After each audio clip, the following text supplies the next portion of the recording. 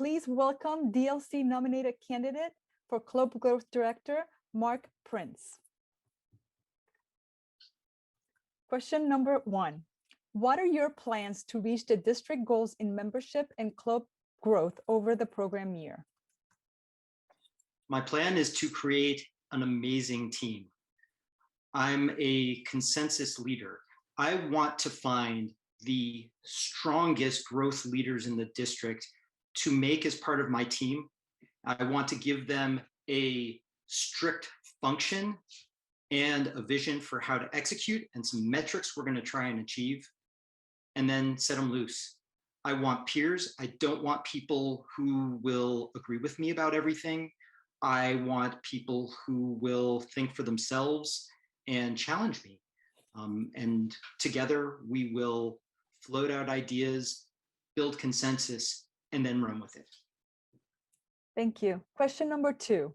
What untapped markets will you target when building new clubs, and how will you attract them?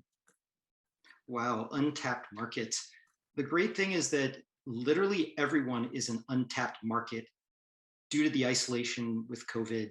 So really, this actually starts with all of you who are watching. If hopefully people will also be watching this via YouTube on the district site later.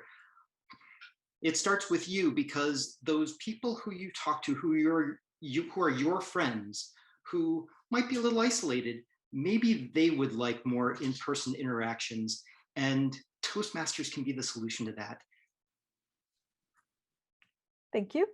What are your plans to address growth in low density areas within our district? For example, downtown San Francisco has a lot of clubs, but perhaps around Land's End, there might not be so many. Same with areas in the peninsula. Well, the pandemic is also an opportunity.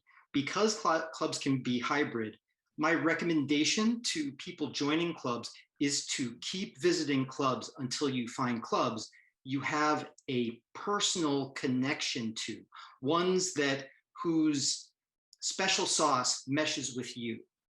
My philosophy is that every club, no matter how big or small, has its own unique identity. And that's what draws people into the clubs and makes longtime members.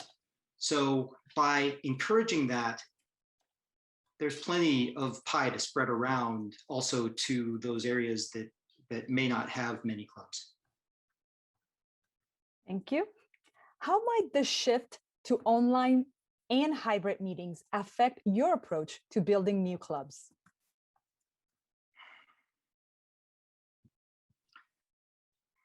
In the same way that I think I've touched on in the past, or earlier in this Q&A, hybrid is the great equalizer. People can join really any club they want to, because the online medium is the great equalizer.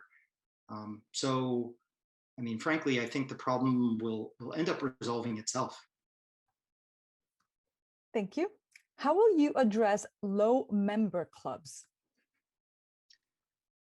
As I touched on before, it's about finding that club secret sauce.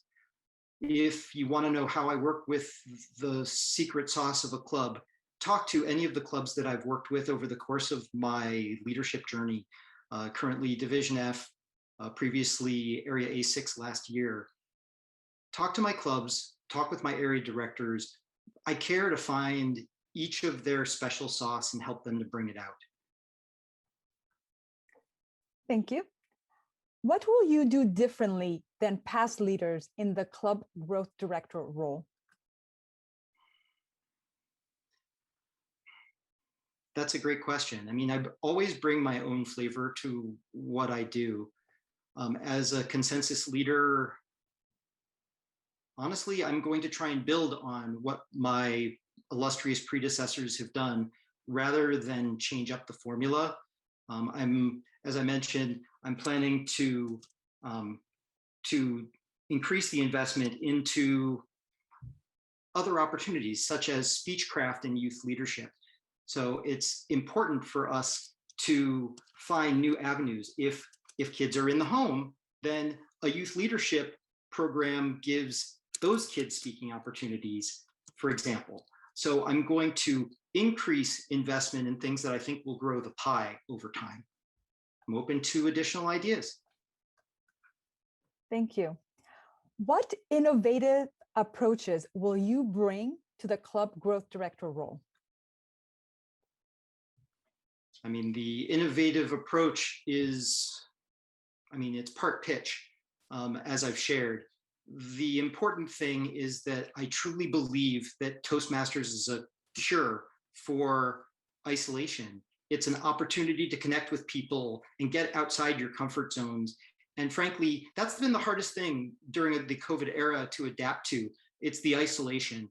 And if Toastmasters can be a solution to it, that is going to be powerful, and that's going to resonate not just with community organizations, community groups, but also corporations, possibly 100% remote corporations. Wouldn't they like an opportunity to have maybe an unstructured or differently structured social interaction among their different employees?